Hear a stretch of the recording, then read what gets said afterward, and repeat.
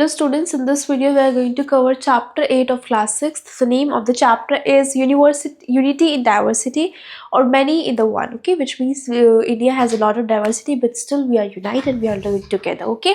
So we are going to study about the rich diversity, about textile, clothing, epic thrift, food for all, festivals galore. Okay, this is the synopsis of this chapter. We are going to study about all these in this chapter. Okay, so we all already know that India is full of diversity. Okay, India has so many languages, and as the number of languages stated in the constitution, the actual languages are more than that. Okay, we will discuss about this in the chapter in detail. Okay, apart from so many important factors. Okay, first of all, we are going to discussing with the first topic, that is what is the rich diversity of India. Okay, so India has rich diversity from so many countries of the world. Okay, for example, an example is given in your book that when you travel, okay, when you are starting from a point and starting when you start traveling from it, then you will see so many people. Okay, after some time, after some particular intervals of time, you will find that the changes of human beings living is getting changed. Okay, their languages are getting changed, their way of living, their way of wearing clothes is getting changed, the foods are getting changed. For example, at a point you are seeing momos, okay, but after a time when you reach at the portion of Punjab, you will see that makka di roti, chole bhature, all these things are getting famous. Okay, so these changes and varieties are coming when you are changing your places. Okay, so this ensures that India is full of varieties and diversity. Okay, India has about 1.4 billion inhabitants. Over 18% carry the populations of the world. That means in India only 18% population is covering, but still it's covering 1.4 billion inhabitants. Okay, this is a huge number. Okay, and in late 20th century, anthropologist survey of India, ASI, which is a national organization, conducted the People of India projected. Okay, the People of India projected behind the document diversity within India by serving 4635 communities across all states. Okay, and only 23 languages are scripted on the constitution, but in actual we have 325 languages, and we know only 22 languages under the constitution, and also 25 scripts, and highlighted the significant number of Indians may be called migrants. Okay, that means those who migrate from their place to another. Okay, living away from their birthplace or original community. These places illustrated the country's rich culture and linguistic diversity. Okay, linguistic means language. Okay, language diversity, and provided insights into the various communities and their unique diversities. Okay, so this is how you can understand it, how different languages, linguistic languages and communities, based on that we have defined is in our India. Okay, and you also be very shocked on knowing that India has so many states, and states are the major reason where states are classified is based on linguistic barriers. Okay, so on the basis of their linguistic portion or their language, states are being classified. Okay, so that people are able to easily connect with each other. Okay, Vincent Smith, a British historian, wondered how India's bilingual diversity, okay, could have a history. He found the answer in unity in diversity. That means there are so many varieties of peoples living in India, but still they all are united, they all are with each other.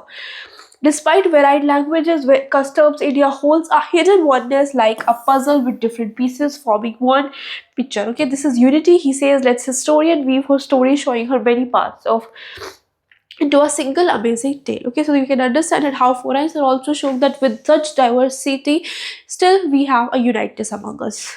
Clear? Next, we have food for all. Okay, so we have studied it how diversity in India has, but now we are going to study how different kinds of foods are also changing as we are moving our positions. Okay, for example, look at this map. Okay, look at this map. You can see that here in the north part, Rajma is very famous. Here also in the northern portion, Rajma is very famous. But as you go down, okay, here Basmati is very famous. Masoor ki dal is very famous in this region. Here rice is very famous. This is a part of UP. Here Delhi, Haryana, right? Here rice is very famous. Here pigeon pea, here chana dal, chickpea, millet, maize. Okay, so these are famous foods which are famous in this particular region. Clear? Okay, so India has rich diversity. We have seen so many proofs also, and also it has many varieties of dishes, preparations available in India, possibly thousands or even lakhs. However, certain food grains are common to almost every part of the country. Okay, that means some food grains are very almost every part of the country. For example, rice is very popular and almost eaten in every part of the country. Okay, this includes cereal like ras, barley, wheat, millets like pearl, millet, bajra, sorghum, jawar, figure, ragi, and pulses. Okay, these are widely acceptable food grains, which are widely acceptable all over the country. But still, there are so many varieties in our India. And grams, these are called staple grains. Okay, because these are accepted by almost everyone in our country because they are basic food for most Indians. Clear? Common spices like turmeric, cumin, cardamom, and ginger are also used nationwide. Okay, that means these are also used by nationwide. Okay, for example, you are making rajma chawal. Okay, so in that cardamom, ginger, turmeric, cumin, everything would use in that particular dish. Okay, so these things are such which are used by nationwide all over the India. Okay, what are common vegetables and oils? Okay, these are also widely used across the country because oil is used in almost every dish. Okay, these common ingredients like unity be used as a number of combinations, diversity to prepare many of dishes. That means almost there are many staple foods, but still there are different kinds of varieties exist. Clear? Next, we have textile and clothing. Okay, so as language is changing, as diversity is changing, as number of food varieties is also changing, and along with that, the way of wearing clothes is also changing. Okay, for example, let's study. Every region and community in India has created its own unique style of clothing. Despite the difference, many traditions, Indian garments share common features. A clear example is the sari, a long piece of cotton cloth. Much of India sari can be made from varieties materials, primarily corn known as, but from synthetic fibers. Today, some well-known types of sari. Okay, so what they're trying to say is that wearing the same type of particular clothes, there are different kinds of things. These are varieties.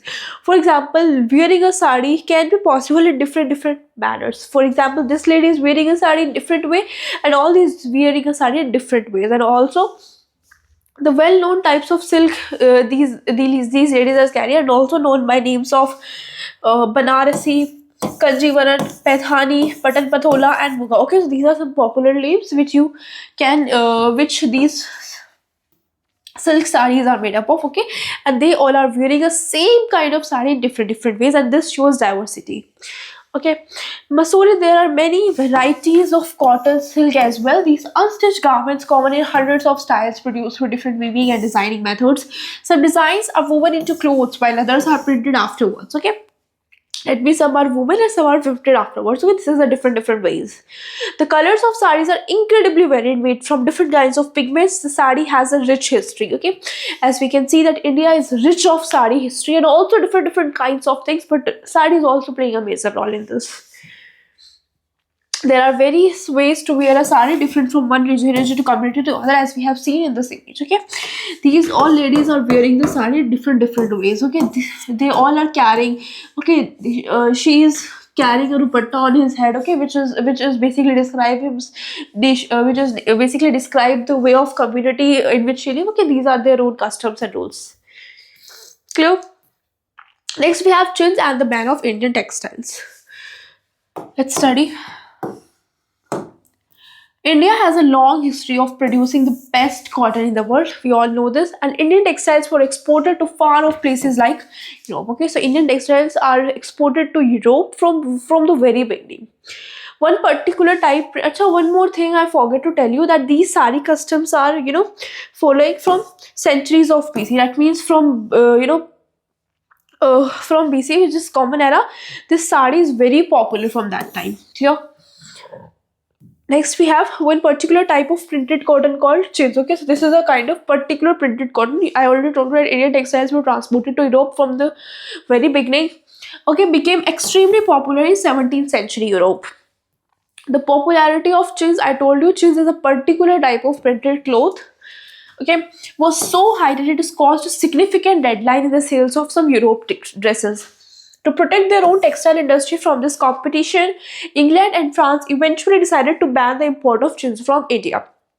Okay, because this chins was getting very popular, and this was also beating the competition of England and France of their own textile. That means people were not buying the textiles of England and France, and instead of they were buying the Indian products, that is chins. Okay, so they banned the chins from India, importing from India, so that they are able to sell their own products.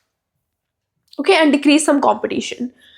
Next, we have festivals galore. Okay, so India is a home to vast areas of festivals, each with its own unique significance and flavor. Many festivals are celebrated across the country around the same time, but are known by different names in different regions. Okay, this is also very important that as we are moving, wearing of people, way of living, way of wearing clothes changing, way of eating, food varieties are coming, linguistic changes are coming, and along with that, as we are changing the places, the name of same thing is also changing. That means you can see in this example that this is a Makar Sankranti which is dominating the picture. That means it is in the middle of the picture. Okay, here is also Makar Sankranti.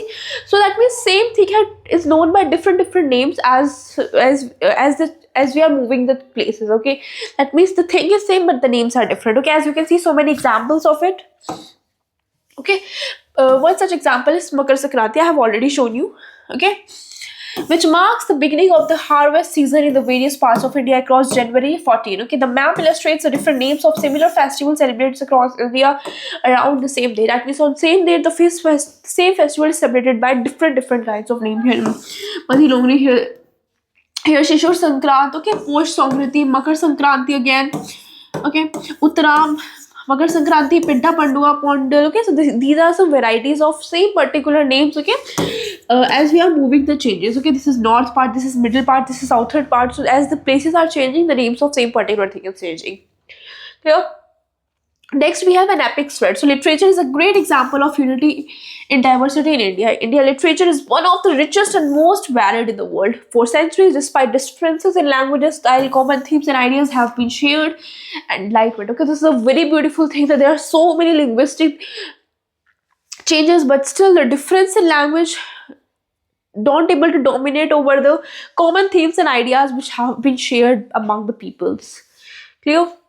Next, we have Panchatantra. The Panchatantra is a collection of ancient stories with animal characters that teach important life lessons. Originally written in Sanskrit over 200 years ago, these stories have been adapted into almost every Indian language.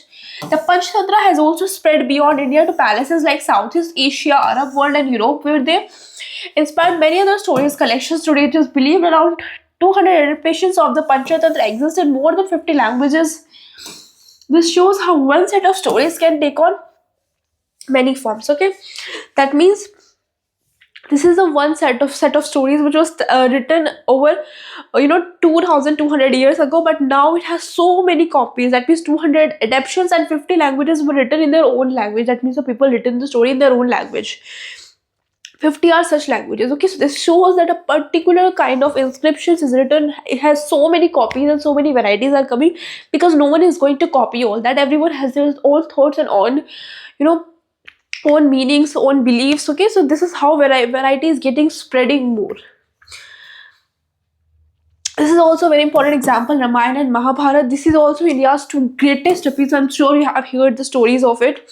Okay, so there are also so many same inhabitants of it. So many people have written these Mahabharata and made copies of it. For example, a survey in Tamil Nadu identified approximately 100 folk versions of the Mahabharata. Only Mahabharata have 100 folk versions. These two large Sanskrit epics cover about 7,000 pages each.